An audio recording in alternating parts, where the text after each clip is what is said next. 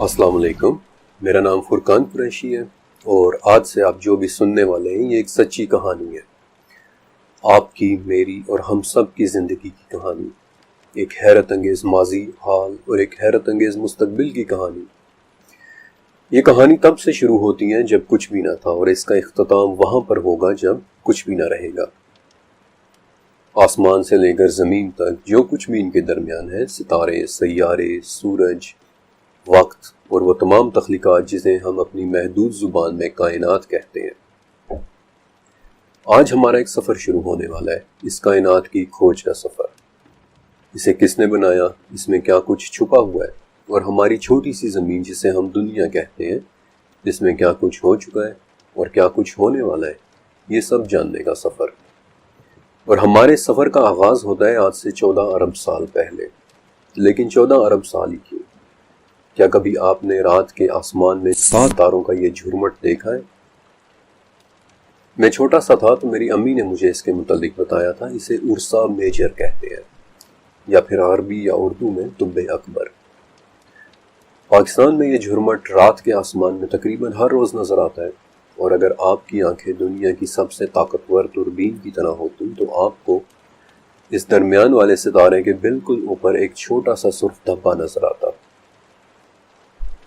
یہ GNZ11 یعنی کہ آج تک کی سب سے دور کی کہکشاں۔ کروڑوں ستارے ایک معمولی سے سرخ دھبے کی شکل میں، اور ہم سے اتنا دور کہ اس کی روشنی، جس سے تیز رفتار اس کائنات کی کوئی اور شے نہیں ہے، ہم تک پہنچنے میں 14 ارب سال لے لیتی ہے۔ اس چھوٹے سے بے نام حصے میں دیکھنے سے ہمیں اتنا تو پتہ چل ہی جاتا ہے کہ ہم اپنے سفر میں کم سے کم اتنا دور تو جا ہی سکیں گے۔ لیکن 14 ارب سالوں کا 99.9985% حصہ تو انسان سے پہلے ہی گزر چکا ہے۔ ہم انسان تو بالکل آخری چند سیکنڈز میں آئے ہیں، تو پھر ہم کیسے اس کائنات کی پیدائش کو دیکھ پائیں گے؟ یہ جاننے کے لیے آپ اپنے آپ کو وقت کی قید سے آزاد کر دیں اور چلے میرے ساتھ، ہم ان تمام علوم کو ایکسپلور کریں گے کہ جو آج سے ہمیں اس کائنات کی ایک سچی کہانی سنانے والے ہیں۔ ہمارے ارد گرد ایک علم بہت عام ہے جسے سائنس کہتے ہیں۔ اس سائنس کی ایک برانچ ہے کاسموگنی، یعنی کائنات کی پیدائش کی اسٹڈی، جس کے ذریعے 1964 میں ایک دریافت ہوئی تھی۔ یہ دریافت اتنی بڑی تھی کہ اسے کرنے والے دونوں سائنسدانوں آرنو پینزیاس اور رابرٹ ولسن، ان دونوں کو نوبیل پرائز ملا تھا۔ ان دونوں نے خلا میں ایک طرح کا ریڈیشن ڈھونڈا تھا، دریافت کیا تھا، لیکن عجیب بات یہ ہے کہ ریڈیشن نہ ہی کسی ستارے سے آ رہا تھا، نہ ہی کسی سیارے سے، اور نہ ہی کسی دوسری کہکشاں سے۔ یہ بس خلا میں ہر طرف بکھری ہوئی ایک انرجی کی طرح تھا۔ یہ لوگ کائنات میں جہاں کہیں بھی نظر ڈالتے انہیں یہ انرجی محسوس ہوتی، دکھائی دیتی۔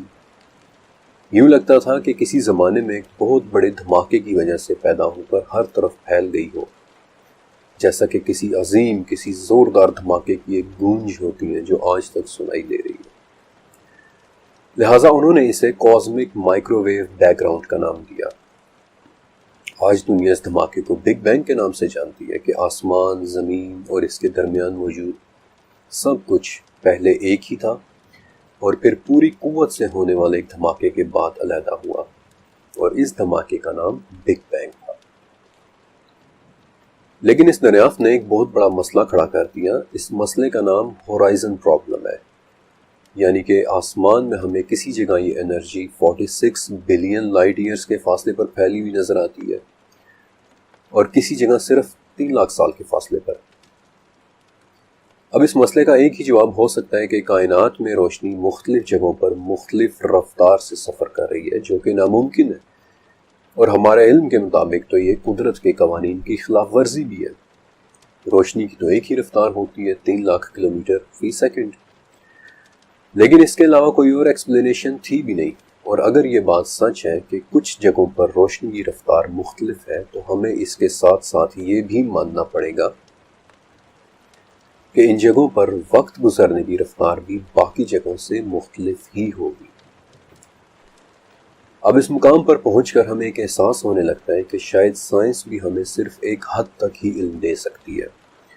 اور اس میں سائنس کا قصور ہے بھی نہیں، کیونکہ ہمیں سائنس کی اس شکل سے متعارف ہوئے ابھی صرف چند سو سال ہی گزرے ہیں۔ لہٰذا ہمیں ایک اور علم کی طرف توجہ کرنی پڑتی ہے، ان چند سو سالوں سے پہلے کے لوگوں کا علم کہ وہ کیا کچھ جانتے تھے، اور ان کا علم جاننے کے لیے ہمیں تاریخ میں جانا پڑے گا، ایک بہت بہت پرانی تاریخ۔ آج سے کوئی 173 سال پہلے کی بات ہے۔ 1849 میں عراق کے شہر نینوا میں ایک آرکیولوجسٹ آسٹن ہینری کو کھدائی کے دوران مٹی کی چند تختیاں ملی تھیں، یعنی کہ مٹی سے بنی وہ ٹیبلٹس جن پر قدیم زمانے میں لکھائی کی جاتی تھی۔ آسٹن ہینری نے ان ٹیبلٹس کو اینوما ایلس کا نام دیا۔ یہ بیسیکلی 7 تختیوں پر لکھی ایک داستان تھی جس میں آج سے 3500 سال پہلے کے لوگ اس کائنات کی تخلیق کے حوالے سے آپس میں گفتگو کر رہے تھے، اور وہ کہتے ہیں کہ جب اونچے آسمان کا نام نہ تھا، جب نیچے کوئی زمین نہ تھی، جب صرف پانی تھا، نہ کوئی جھاڑی تھی، نہ کوئی جھونپڑی تھی، اور نہ ہی کوئی دلدل تھی، جب کوئی نفس نہ تھا اور نہ ہی کوئی قسمت لکھی گئی تھی، تب اس میں خدا کا حکم آیا۔ سمتھنگ ویری انٹرسٹنگ، یہ بڑی دلچسپ بات ہے، اور اگر ہم اس پوری عبارت کو پڑھیں تو ان 1000 لائنز میں کسی بھی چیز کی تخلیق سے پہلے پانی کے ہونے کا ذکر ملتا ہے کہ بس پانی تھا، اور اس کے علاوہ ایک ہمیشہ رہنے والے باغ کا ذکر، اور سب سے آخر میں انسان اور اس کی روح کا ذکر ملتا ہے جو آسمان سے آئی تھی۔ لیکن اس عبارت کی سب سے دلچسپ بات اس کے یونانی ترجمے کا ایک لفظ لوگوس ہے، یعنی کہ ایک کہی ہوئی بات۔ آسان الفاظ میں اس جگہ لکھا ہوا ہے کہ جب خدا نے تخلیق کرنی چاہی تو ایک بات کہی، لیکن کیا بات کہی، اس معاملے میں یہ تختیاں خاموش ہیں۔ تو چلیں ایک اور قدیم تہذیب کی طرف چلتے ہیں جو ان سے بھی پہلے کے تھے، 5000 سال پرانی تہذیب سمرہ کے لوگ۔ سمرہ بھی موجودہ عراق ہی کا ایک علاقہ تھا، اور انہوں نے بھی اپنی مٹی کی تختیوں میں لکھا ہے کہ نمو نامی ایک قوت تھی جو ہمیشہ سے موجود تھی۔ نمو نے پانی کے ایک بہت بڑے ذخیرے سے زمین اور آسمان بنائے، اور آپ یہ مت سمجھے گا کہ سمرہ یعنی سمیرینز کوئی چھوٹی تہذیب تھی۔ سمرہ تاریخ کی سب سے پرانی تہذیب ہے، اور آج کی دنیا میں موجود چیزوں میں سے کم 100 ایجادات سمرہ ہی کے لوگوں نے کی تھی۔ مثلا سب سے پہلی لکھائی رائٹنگ سمیرینز ہی نے کی تھی، سب سے پہلی گھڑی، سب سے پہلا آبپاشی کا نظام، یہاں تک کہ جیومیٹری کا بھی سب سے پہلا استعمال سمرہ ہی میں ہوا تھا۔ چلیں مان لیتے ہیں کہ صرف 2 ہی تہذیبیں کافی نہیں ہیں، اس لیے ہم تھوڑی سی کھوج مزید بھی لگاتے ہیں۔ 3000 سال پرانا مصر کہ جو اپنے دور کی ایک سپر پاور تھا، وہ لوگ بھی اپنے احراموں میں لکھی ہوئی عبارات میں بتاتے ہیں کہ نن نامی ایک طاقت نے پانی کے ایک بہت بڑے طوفانی سمندر سے زمین اور آسمان بنائے، ایک ایسا سمندر جو بالکل اندھیرے میں تھا۔ اگر 2300 سال پرانی یونانی تہذیب کی بات کریں تو وہ بھی پانی کے ایک کالے سمندر اوکیانوس سے زمین اور آسمان کی تخلیق کے کانسیپٹ کی بات کرتے ہیں۔ لیکن آپ یہ بھی سوچ سکتے ہیں کہ یہ تہذیبیں تو بالکل ایک دوسرے کے پاس پاس تھیں، ان میں زیادہ فاصلے بھی نہیں تھے، ان میں زیادہ زمانے بھی نہیں گزرے تھے، تو ہو سکتا ہے کہ ان تہذیبوں نے ایک دوسرے سے ہی یہ کانسیپٹ سیکھے ہوں۔ اس لیے میں آپ کو ان سب سے بہت دور واقعہ چند دوسری تہذیبوں کی تاریخ میں لے کر چلتا ہوں۔ آسٹریلیا کے ایبوریجنل لوگ، ان ایبوریجنلز کے مطابق تمام روحوں کی مالک ایک بہت بڑی طاقت تھی جس کے علاوہ کوئی بھی موجود نہیں تھا۔ اس نے روشنی بنائی اور زمین کو زندگی دی۔ اب ان ایبوریجنلز سے دور چائنا کی ٹاوسٹ مائتھولوجی، وہ لوگ بھی ایک ایسے خدا کا ذکر کرتے ہیں کہ جس نے بڑے پانیوں کو علیحدہ کیا، جس نے پہاڑوں کو ان کی جگہ رکھا، اور یہ سب کچھ اس نے اپنے علم اور کہے ہوئے الفاظ سے کیا۔ چائنا کے بعد کوریا کی چیون جی وانگ مائتھولوجی، وہاں پہ بھی زمین اور آسمان کے کسی زمانے میں ایک ہی ہونے کا کانسیپٹ ملتا ہے۔ تو پھر صرف 2 بر اعظم بچتے ہیں، تو چلے میں آپ کو ان کے کلچرز بھی دکھا دیتا ہوں۔ پہلے ویسٹ افریقہ کی مانڈے اور سینٹرل افریقہ کی یوروبا مائتھولوجی، یہ دونوں مائتھولوجیز ایک بہت بڑی قوت کی موجودگی کا ذکر کرتی ہیں کہ جو بالکل تنہا تھی، اور پھر اس نے پانی سے تخلیق کی۔ دوسرا بر اعظم امریکہ کا، جہاں ایک بہت پرانا قبیلہ ہے چیروکی قبائل کا، جو کہ ریڈ انڈینز کا ایک قبیلہ تھا، بیسیکلی ایک ٹرائب تھا۔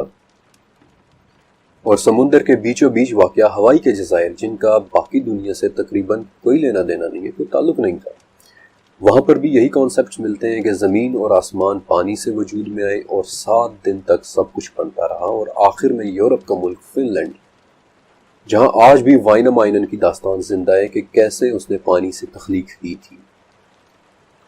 اب آپ سمجھ گئے ہوں گے کہ میں آپ کو ہزاروں سالوں اور ہزاروں میلوں دور کی تہذیبوں اور کلچر کے بارے میں بتا رہا ہوں، اور ان کی سٹڈی میرے لیے بڑی دلچسپ تھی۔ لیکن ان مائتھولوجیز میں ساتھ ساتھ ایک اور مسئلہ بھی آ رہا تھا کہ ان کی کچھ باتیں بڑی مضحکہ خیز تھیں۔ مثلا فار ایگزامپل افریقن کلچر میں زمین کے تخلیق ہونے کے بعد سونے کی زنجیروں میں جکڑ دیے جانے کی کہانی آنے لگ جاتی ہے، یا پھر فن لینڈ میں جہاں کی مائتھولوجی میں کوا آ جاتا ہے جو زمین اور آسمان بنانے میں وائنامائنن کی مدد کرتا ہے۔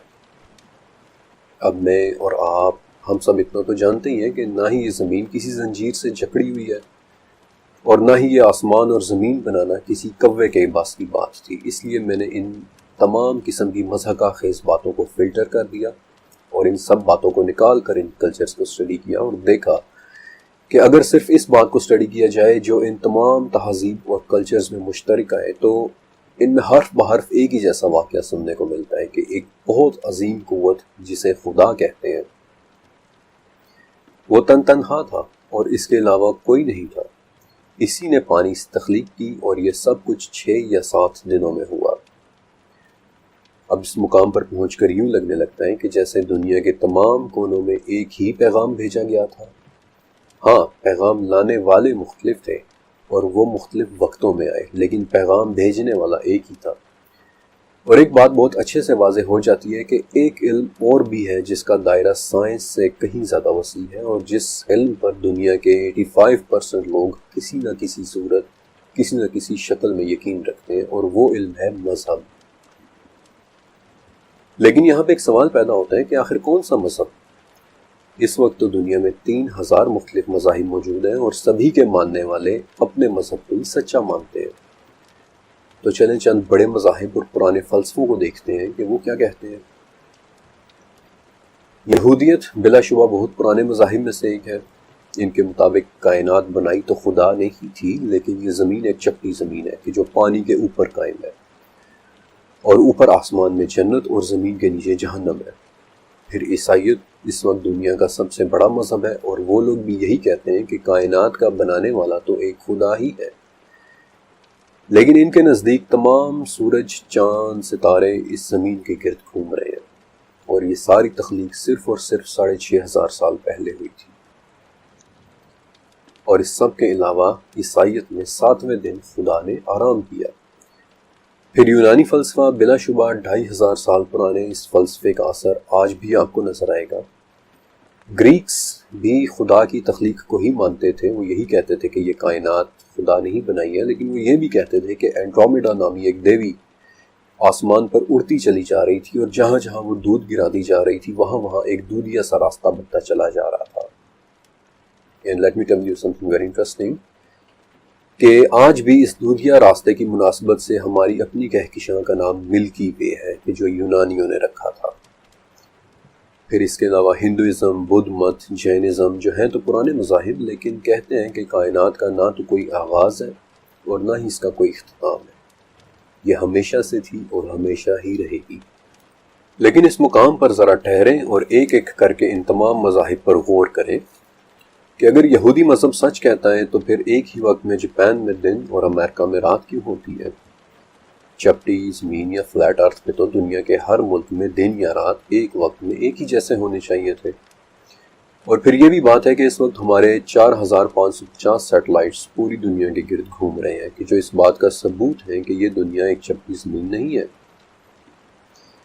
پھر اگر عیسائیت سچ کہہ رہی ہے کہ یہ سب کچھ صرف 6 یا 6500 سال پہلے ہوا تھا، تو GN-Z11 کی روشنی تو ہم تک پہنچنی ہی نہیں چاہیے تھی، یہ ناممکن ہوتا۔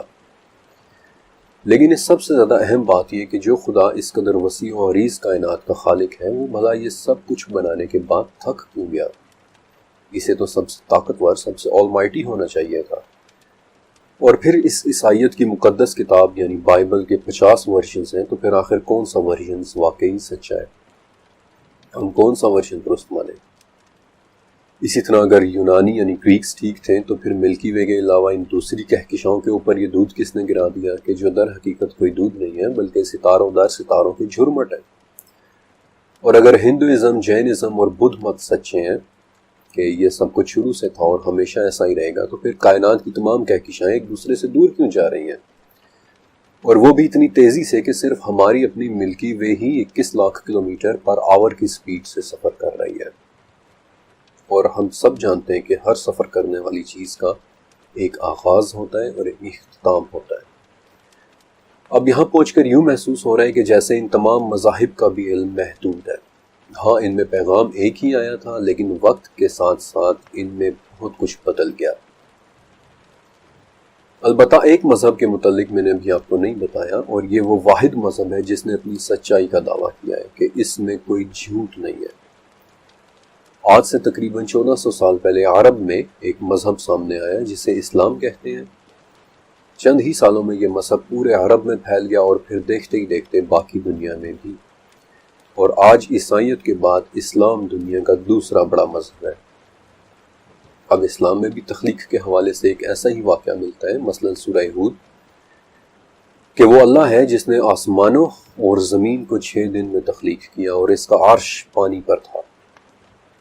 لگتا ہے کہ قرآن پاک میں بھی یہ پیغام اسی پیغام بھیجنے والے کی طرف سے ہی آیا تھا، لیکن ایک چیز ہے کہ جو قرآن کو ان باقی تمام کلچرز اور باقی تمام مذاہب یا کتابوں سے ممتاز کرتی ہے، اور وہ اس کا ایک ایسا دعویٰ ہے جو کسی اور نے نہیں کیا۔ وہ دعویٰ جو ایکچولی اس کتاب کے بالکل شروع میں ہی ہے، سورہ بقرہ، کہ یہ وہ کتاب ہے جس میں کوئی شک نہیں ہے۔ اب یہ کافی بڑا دعویٰ ہے، اور ہم جیسے وہ لوگ جو اس کائنات کو کھوجنے کے لمبے سفر پر نکلے ہیں، ان کی نظر سے اس دعوے کا بغیر دیکھے گزر جانا ممکن نہیں تھا۔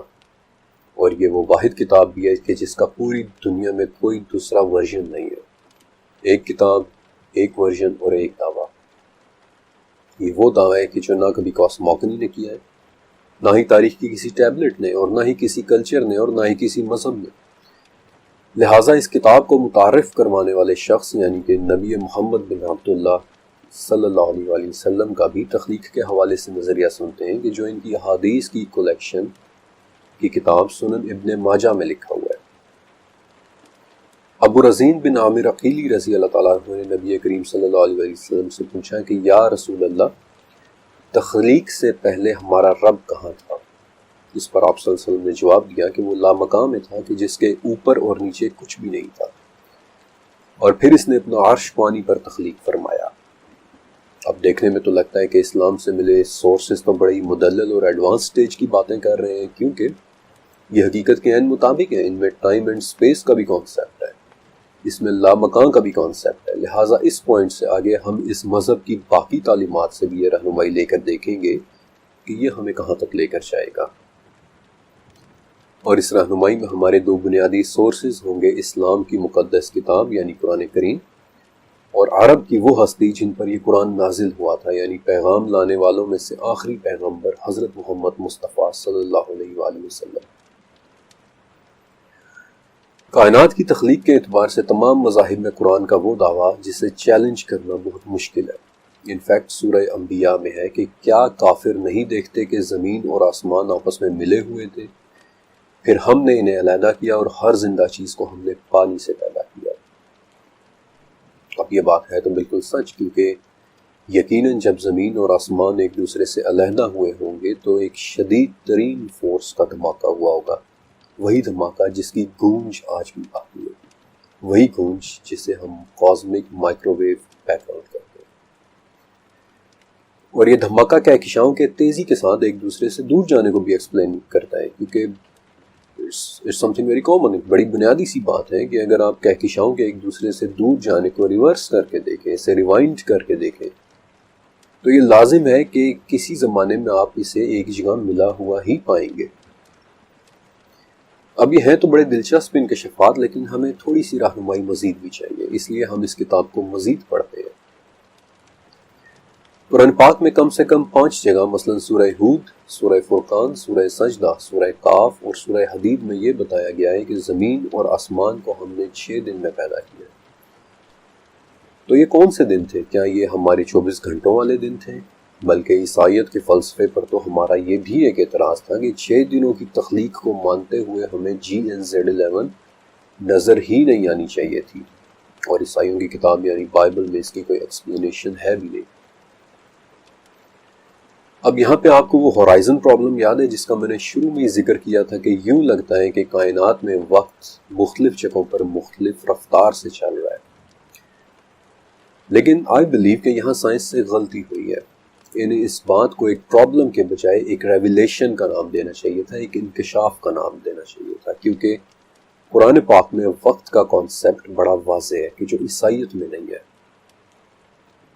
سورہ حج اور سورہ معارج میں تو وقت کا کانسیپٹ بڑی وضاحت کے ساتھ بدلنے کی فطرت رکھتا ہوا نظر آتا ہے۔ فار ایگزامپل سورہ حج کہ تمہارے رب کے نزدیک ایک دن تمہارے 1000 سال کے برابر ہے، یا پھر سورہ معارج کہ فرشتے اور روح ایک ایسے دن میں اس کی طرف چڑھتے ہیں جس کی مقدار 50,000 سال ہے۔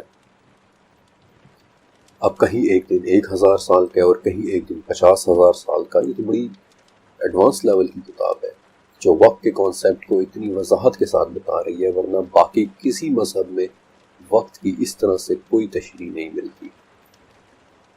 تو پھر تو ہمیں کائنات کی تخلیق کے حوالے سے قرآن پاک سے مزید رہنمائی لینی چاہیے۔ سورہ انعام کی بالکل پہلی آیت ہے کہ تمام تعریفیں اس اللہ کے لیے ہیں کہ جس نے آسمانوں اور زمین کو بنایا اور اندھیروں اور نور کو بنایا۔ Now it's something very incredible، یہ بڑی ایک حیرت انگیز قسم کی آیت ہے، کیونکہ اگر آپ دیکھیں تو اس میں ایک سے زیادہ آسمان بنے اور اندھیرے کا بھی بننے کا ذکر ہے۔ یہ اندھیرا کیسے بنتا ہے؟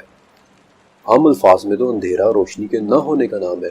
The absence of light is called the darkness۔ اور پھر آسمانوں اور زمین بنانے کے لیے خلق کا لفظ اور اندھیروں اور نور بنانے کے لیے جعل کا لفظ، ایسا کیوں؟ اور شاید سب سے اہم سوال کہ یہ سب بنانے والی ہستی اللہ کون ہے؟ اوکے، ایک ایک کر کے ان سب چیزوں کو دیکھتے ہیں، لیکن سب سے پہلے اندھیرے کا معمہ کہ 17ویں صدی میں ایک جرمن ایسٹرونومر تھا ہائنریخ اولبر۔ ہی ریزڈ اے کوسچن، اس نے ایک سوال کھڑا کیا جسے آج ہم اولبرس پیراڈاکس کہتے ہیں۔ اس نے کہا کہ اگر تو یہ کائنات لامحدود ہے اور یہ ہر طرف ایک جیسی پھیلی ہوئی بھی ہے، تو جب ہم رات کو آسمان میں دیکھیں تو ٹیکنیکلی ہم جہاں کہیں بھی دیکھیں ہماری نظر کسی نہ کسی ایک ستارے پر ہی رکنی چاہیے تھی، اور رات کا آسمان اس موجودہ آسمان سے کہیں زیادہ روشن بھی ہونا چاہیے تھا، لیکن ایسا نہیں ہے۔ یوں لگتا ہے کہ جیسے کوئی چیز ان روشنیوں کو ڈھانپے ہوئے ہے، چھپائے ہوئے ہے، جیسے رات کے اندھیرے جیسی کوئی سیاہ چیز۔ آج 300 سال ہو گئے ہیں، لیکن اولبر کے اس سوال کا کوئی تسلی بخش جواب سامنے نہیں آیا۔ البتہ مجھے اس کا جواب سورہ شمس میں ملتا ہوا فیل ہوتا ہے کہ قسم ہے رات کی کہ جب اسے ڈھانپ لے۔ یہ تو بڑی ایڈوانس لیول کی کتاب ہے، اور دل میں مزید خواہش پیدا ہوتی ہے کہ تخلیق کے راز جاننے کے لیے اس کتاب کو مزید ایکسپلور کیا جائے۔ اور اگلا مرحلہ ہے آسمان کو سمجھنے کا، کیونکہ بالآخر انسان کا آسمان سے بڑا ہی گہرا، ایک بڑا ہی پرانا تعلق ہے۔ ہم صدیوں سے آسمان کی طرف دیکھتے چلے آئے ہیں، یہاں تک کہ ہم نے آسمان کی طرف دیکھنے والوں کے نام بھی رکھ دیے ہیں کہ جسے آسمان اور اس کے بادل پسند ہوں اسے ہم نے نیفوفائل کا نام دے دیا، جسے آسمان کی گرج پسند ہو اسے ہم نے سیرونوفائل کہنے لگ گئے، جسے اس آسمان سے آنے والی بارش پسند ہو اسے پلوویوفائل بول دیا، جسے رات کا آسمان اور اس کے ستارے بہت پسند ہوں اسے ہم ایسٹروفائل کہنے لگ گئے، اور جو آسمان اور اس کے چاند سے محبت کرے اسے ہم نے سیلونوفائل کا ٹائٹل دے دیا۔ But the question is کہ یہ آسمان آخر ہے کیا؟ اب آپ کو مزید بتانے سے پہلے میں آپ کے سامنے اپنا ایک چھوٹا سا تجربہ رکھنا چاہتا ہوں۔ I want to share something with you۔ کہ یہ چیپٹر لکھنے سے پہلے میں نے تقریباً 20 لوگوں سے سوال کیا تھا کہ آپ کے خیال میں آسمان کسے کہتے ہیں۔ کسی نے جواب دیا کہ اوپر جو نیلا رنگ نظر آتا ہے اسے آسمان کہتے ہیں، کسی نے کہا کہ بہت دور اوپر جا کر ایک سفید سی چادر ہوگی اسے آسمان کہتے ہیں۔ کوئی کہتا ہے کہ باطلوں کو آسمان کہتے ہیں، الغرض کے بڑے دلچسپ جوابات سننے کو ملتے ہیں۔ تو چلے سرسری طور پہ سائنس کے مطابق دیکھتے ہیں کہ آسمان کیا ہے۔ اب یہ نیلا رنگ تو صرف ہماری فضا ہے، اور یہ نیلا اس لیے ہے کیونکہ جب سورج کی 7 رنگوں پر مشتمل روشنی ہماری فضا میں داخل ہوتی ہے تو فضا میں موجود گیسز کی وجہ سے نیلا رنگ باقی روشنی سے علیحدہ ہو کر ہر طرف پھیل جاتا ہے، کیونکہ نیلے رنگ کی طول موج، اس کی ویو لینتھ سب سے کم ہوتی ہے، اور شام کے وقت یہ نیلاہٹ غائب ہو کر سرخی اس لیے پھیل جاتی ہے کیونکہ تب سورج افق کے قریب تر ہوتا ہے، اور سورج اور ہماری آنکھوں کے درمیان موجود فضا یہ 38% زیادہ گاڑی ہو جاتی ہے۔ It's 38% denser than the atmosphere up in the sky۔ لیکن یہ فضا کی تہ اوپر کہاں تک جاتی ہے؟ سائنس اس کا جواب دیتی ہے۔ انفیکٹ 6.5 میل اوپر تک آپ کو اسی فضا کی تہ ملے گی، اسے ٹروپوسفیئر کہتے ہیں۔ ہماری دنیا کا سارا موسم اسی فضا کے اندر پیدا ہوتا ہے، بادل، بارش، طوفان، بلکہ ہم خود بھی اس تہ میں ہی رہتے ہیں، بلکہ دور دور تک نظر آنے والے بادل بھی اسی 6.5 میل کی تہ میں پیدا ہوتے ہیں۔ لیکن پھر اس سے اوپر کیا ہے؟ اس سے اوپر آپ کو 31 مائل تھک ایک اور لیئر ملے گی جسے اسٹریٹوسفیئر کہتے ہیں، 31 میل موٹی ایک تہ۔ یقیناً آپ نے بدنام زمانہ اوزون کی تہ کے بارے میں بھی سنا ہوگا کہ جو سورج کی خطرناک شعاعوں سے زمین کا تحفظ کرتی ہے، اوزون لیئر، وہ بھی اسی تہ میں پائی جاتی ہے۔ بلکہ اس تہ کے نچلے حصے میں بہت ساری کمرشل فلائٹس اور اس کے درمیانے حصے میں کچھ جاسوسی جہاز بھی سفر کرتے ہیں، سم اسپائی جیٹس۔ لیکن پھر اس سے اوپر کیا ہے؟ اس سے اوپر 53 مائلز تھک 53 میل موٹی ایک اور تہ کہ جسے میزوسفیئر کہتے ہیں۔ یہاں پر انسان کے لیے تو زندگی ناممکن ہے، کیونکہ ایک تو یہاں پر ٹمپریچر -90 ڈگری سینٹی گریڈ تک گر جاتا ہے، اور دوسرا یہاں پر ہوا نہ ہونے کے برابر ہے۔ اور بیسیکلی یہی ہوتا ہے جس میں داخل ہوتے ہی شہاب ثاقب، دی میٹیورائٹس، جلنا شروع ہو جاتے ہیں، کہ جن کی پورا اسراریت کے بارے میں آپ کو 10ویں چیپٹر میں بتاؤں گا۔ لیکن پھر اس سے اوپر کیا ہے؟ اس سے اوپر مزید ایک 300 میل موٹی تہ ہے جسے تھرموسفیئر کہتے ہیں، 300 مائلز تھک لیئر۔ یہ وہ تہ ہے جہاں ہمارے زیادہ تر سیٹلائٹس ہماری دنیا کے گرد گھوم رہے ہیں، اور یہی ہوتا ہے جہاں دنیا کی خوبصورت ترین گہرے سبز رنگ کی روشنیاں پیدا ہوتی ہیں، جنہیں ہم اورورا لائٹس کہتے ہیں۔ دنیا کے خوبصورت ترین لائٹ شوز میں سے ایک، اور میری پسندیدہ ڈارک گرین اورورا لائٹس۔ لیکن ان سے اوپر کیا ہے؟ اس کے بعد ہماری زمین کی وہ حد ہے جسے کارمن لائن کہتے ہیں، کیونکہ اس کے بعد پھر خرب ہا خرب میل تک پھیلی ہوئی خلا کا آغاز ہو جاتا ہے، اتنی دور تک پھیلی ہوئی کہ پھر NGZ-11 کی روشنی کو بھی ہم تک پہنچنے کے لیے 14 ارب سال تک سفر کرتے رہنا پڑتا ہے۔ لیکن اس سب کے دوران آسمان کہاں پہ آیا؟ اور پھر اس کے بعد کیا ہے؟ یہاں پر سائنس ہماری کوئی مدد نہیں کر سکتی، کیونکہ یہ مقام اس کے علمی دائرے سے باہر ہے۔ یہاں سے آگے کی دنیا کیسی ہے؟ آسمان کہاں جا کر ملے گا؟ آسمان آخر ہے کیسا؟ اور آسمان کے اوپر کیا ہے؟ ان جوابوں کے لیے اب ہمارا علمی سورس ہے قرآن اور حدیث۔ قرآن پاک میں آسمان سے پانی کے اترنے کا ذکر کم سے کم 22 ٹائمز ہے کہ ہم نے آسمان سے پانی اتارا، لیکن پانی اتارنے والے بادل تو صرف 2 کلومیٹر اونچائی پر ہوتے ہیں، اس لیے ہمیں قرآن میں آسمان کی مزید صفات بھی ڈھونڈنی ہوگی۔ اس لیے کم سے کم 3 جگہ آسمان کے محفوظ چھت ہونے کا ذکر بھی ملا، پھر 2 جگہ اس محفوظ چھت کو تھامے جانے کا بھی ذکر ملا کہ کہیں وہ گر نہ پڑے۔ اب یوں لگتا ہے کہ جیسے آسمان کسی چیز سے ہمارا پروٹیکشن کر رہا ہے، ہمیں تحفظ دے رہا ہے، اور خود آسمان کو بھی تحفظ مل رہا ہے کہ کہیں یہ گر نہ پڑے۔ تو پھر کیا یہ آسمان اوزون یا اس جیسی زمین کی حفاظت کرنے والی تہوں میں سے کسی تہ کا نام ہے؟ شاید ابھی بھی کلوز کافی نہیں ہے، اس لیے آسمان کی مزید صفات ڈھونڈنے کے لیے ہمیں اس کتاب کو مزید پڑھنا ہوگا۔ سورہ طارق میں اسی آسمان کی ایک بڑی حیرت انگیز صفت بتا کر اس کی قسم اٹھائی گئی ہے کہ قسم ہے پلٹانے والے آسمان کی۔ اور جو لوگ لٹریچر اور کلائمیٹالوجی یعنی فضا کی اسٹڈی سے واقف ہیں، وہ یہ بات جانتے ہیں کہ موسم تو صرف 4 ہی ہے، یعنی یہ سردی، گرمی، بہار اور خزاں، لیکن آب و ہوا انفیکٹ 12 قسم کی ہوتی ہے جو ڈائریکٹلی آسمان میں موجود فضا سے انفلوئنسڈ ہوتی ہے، جو آسمان سے پلٹ پلٹ کر زمین کی طرف آتی ہے، مثلا بارش، دھند، نمی، برف باری، طوفان، ہوائیں۔ ان سب کا اپنے خاص پیریڈز پر پلٹ پلٹ کر زمین کی طرف آنا اس خاص ایریا میں موجود آسمانی فضا سے ڈائریکٹلی منسلک ہے۔ پھر 3 جگہ پر مجھے سورج، چاند اور ستاروں کا اس طرح سے ذکر ملا کہ وہ بھی آسمان میں موجود ہیں۔ مزید 2 جگہ پر مزین کر دینے والے ستاروں کے بھی آسمان میں ہونے کا ذکر ملا، اور 3 جگہ آسمان میں موجود بروج کا ذکر ملا کہ آسمان میں برج بھی ہیں۔ مثلا سورہ ہجر کی 16ویں آیت یہ بتاتی ہے کہ آسمان میں دیکھنے والوں کے لیے خوبصورت بروج رکھ کر اسے مزین کر دیا گیا۔ یہ ایگزیکٹلی کون سے بروج ہیں کون جانتا ہے، لیکن 1995 میں ایک تصویر کھینچی گئی تھی جسے کائنات کی 10 خوبصورت ترین تصویروں میں شامل کیا گیا تھا۔ یہ اس قدر خوبصورت تصویر تھی کہ اسے بعد میں بھی کئی مرتبہ کھینچا گیا۔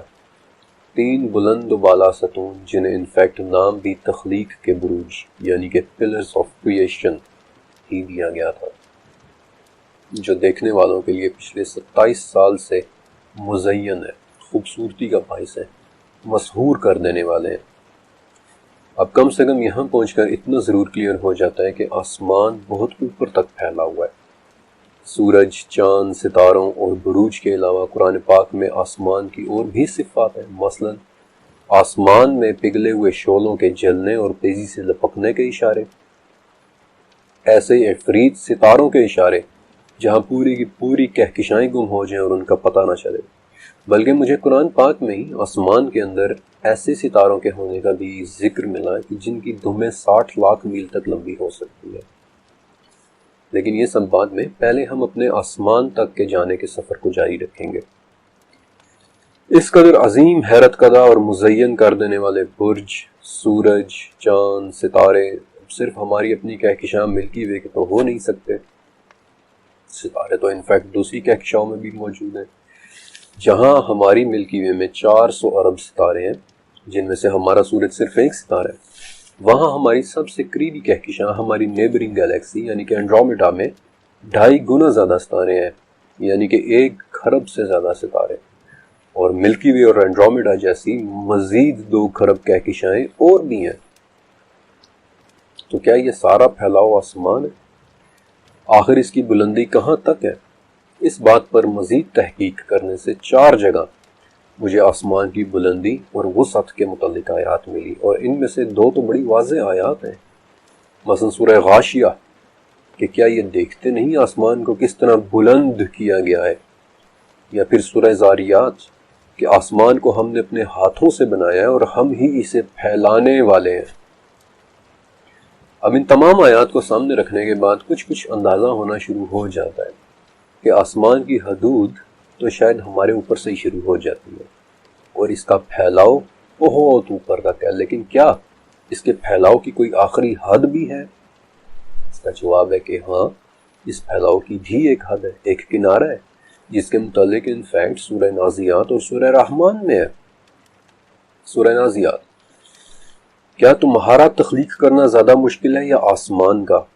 اسے اللہ نے بنایا ہے اور اس کی سمک یعنی اس کی بیرونی سطح کو بلند کر دیا ہے۔ اور دوسری آیت تو بڑی قوت والی ہے جس میں بیسیکلی ایک کھلا چیلنج بھی دیا گیا ہے، سورہ رحمان: اے جن و انس، اگر تم میں آسمان اور زمین کے کناروں سے باہر نکلنے کی طاقت ہے تو نکل جاؤ، بغیر طاقت کے تم نہیں نکل سکتے، تم پر آگ کے شعلے اور دھواں چھوڑا جائے گا اور تم خود کو نہیں بچا سکو گے۔ آپ دیکھ رہے ہیں کہ ان بے کرام بلندیوں کے بعد، جن کے فاصلے نہ ہی میں آپ کو سمجھا سکتا ہوں اور نہ ہی آپ سمجھ سکتے ہیں، کہیں نہ کہیں ایک ایسی جگہ ضرور آئے گی جہاں آسمان کی ایک سمک ہوگی، یعنی اس کی کسی قسم کی کوئی سطح ہوگی، جہاں پہنچنے والوں پر دھواں اور آگ کے شعلے گریں گے، اور شاید وہی جگہ ہماری دنیا کے آسمان کے پھیلاؤ کی حد ہے، اس کی سطح ہے، اس کا کنارہ ہے، اور ہمارے اس آسمان کا پھیلاؤ، اس کی بلندی شاید ہمارے ایٹماسفیئر سے لے کر وہاں کہیں بہت دور، بہت اوپر تک اس کی سمک تک جاتا ہے۔ اسی لیے تو اسی آسمان کے اندر سے پانی بھی اتر رہا ہے، سورج اور چاند اور ستارے بھی اسی آسمان میں تیر رہے ہیں، ستاروں سے مزین بھی یہی آسمان ہے۔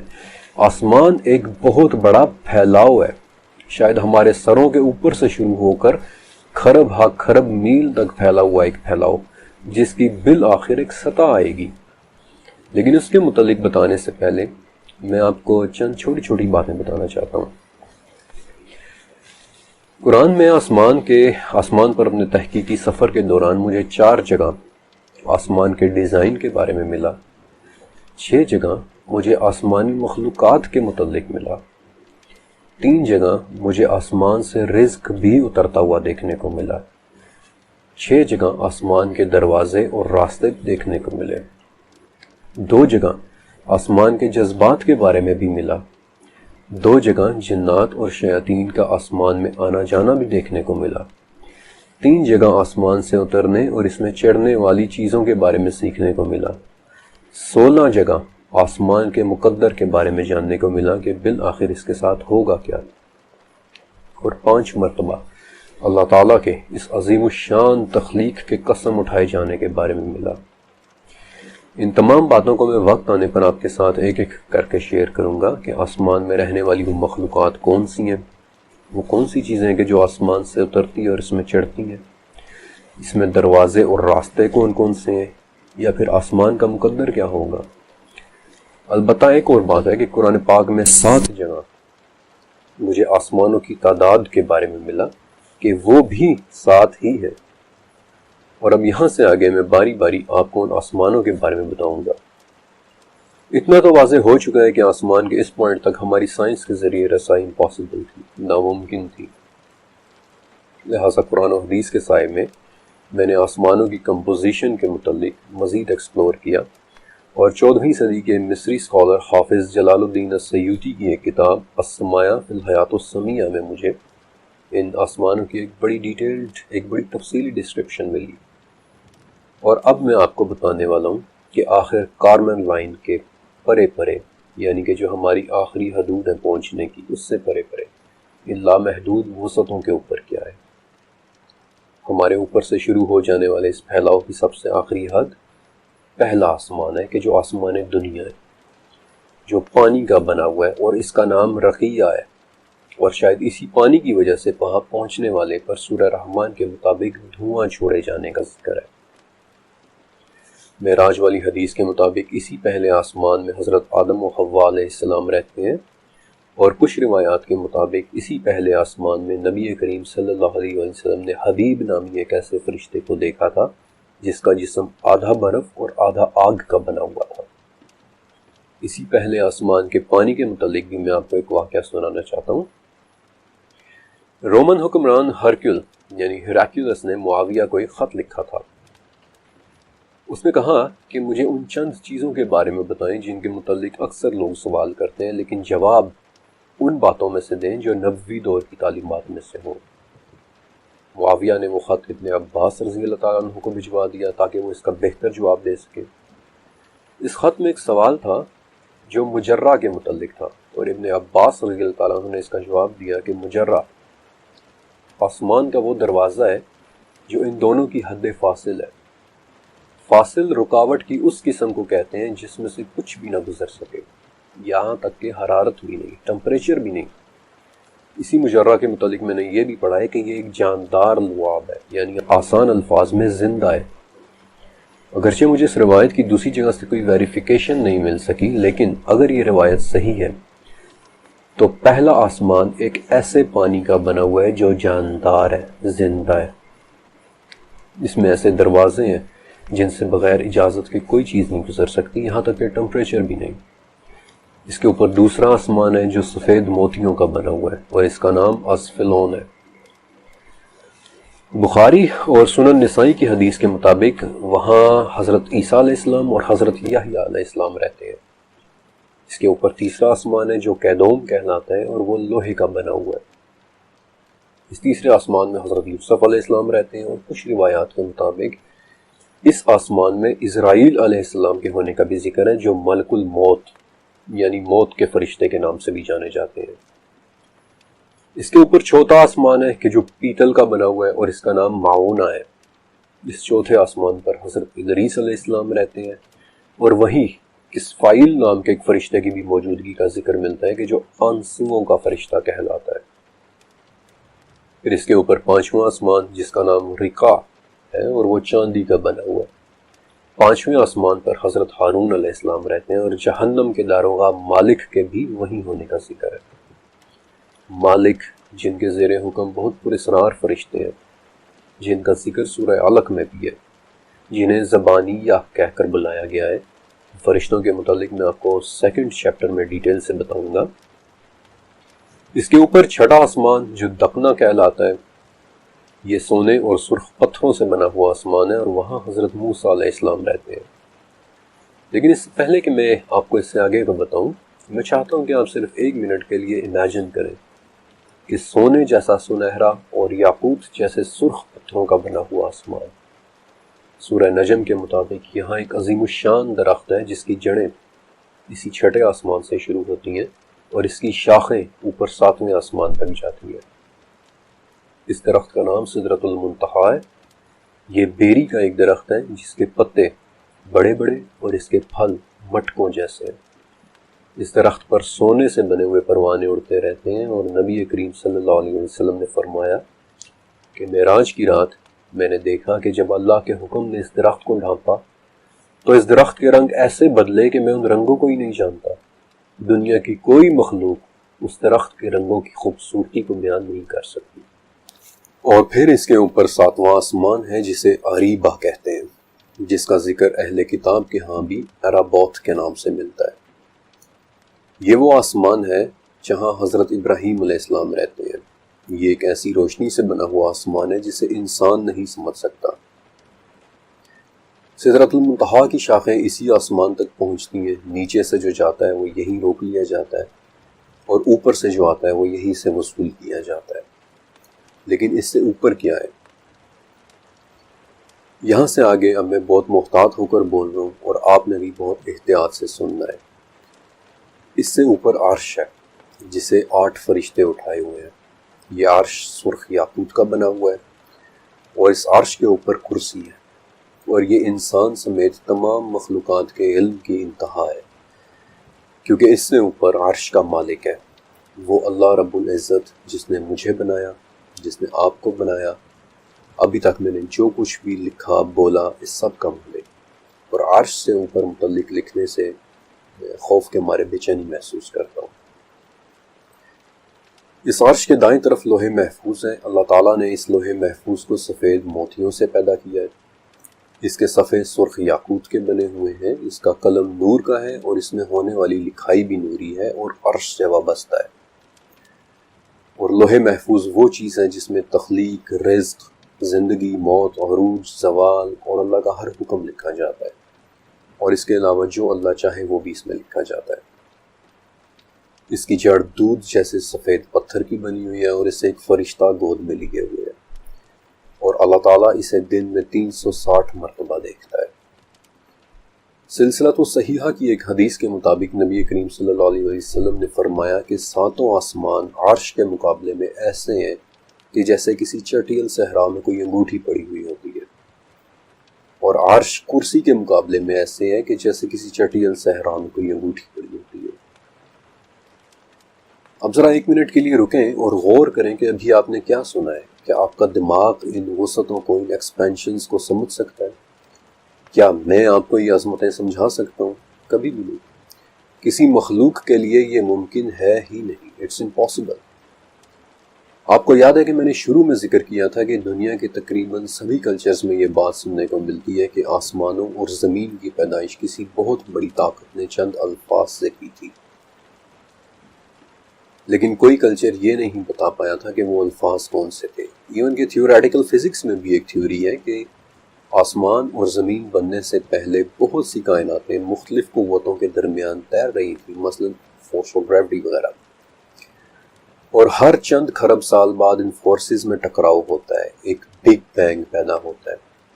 اب اس ٹکراؤ کی وجہ یا تو ناقابل تصور حد تک طاقتور کشش ثقل یعنی گریوٹی ہو سکتی ہے، یا پھر بقول اس تھیوری کے force which is unknown to us.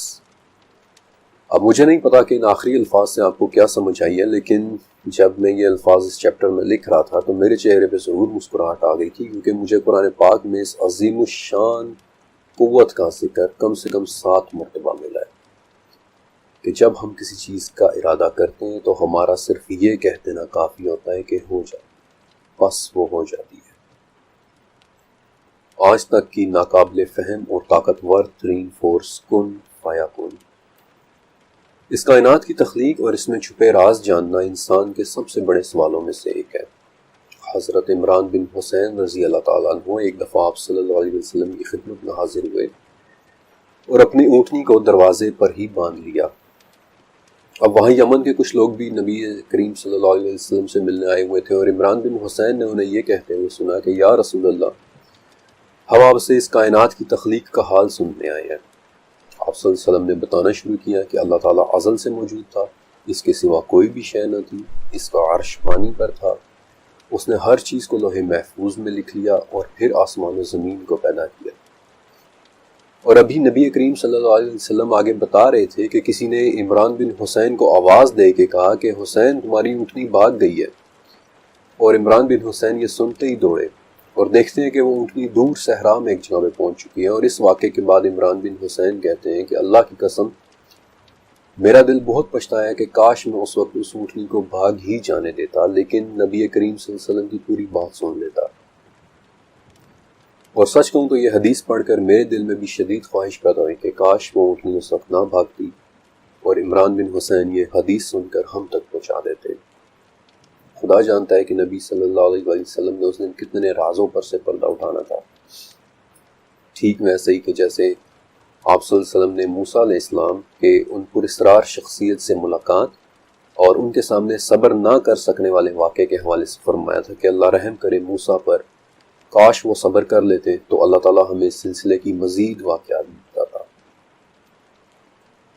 آج کا یہ چیپٹر ہمارے سفر کی ایک شروعات تھی، جس کے بعد میں آپ کو مزید چیپٹرز بھی سناؤں گا، جن کے اندر ہم قرآن، حدیث اور سائنس سے گائیڈنس لیتے ہوئے اس کائنات کے رازوں کو ایکسپلور کریں گے۔ جزاک اللہ۔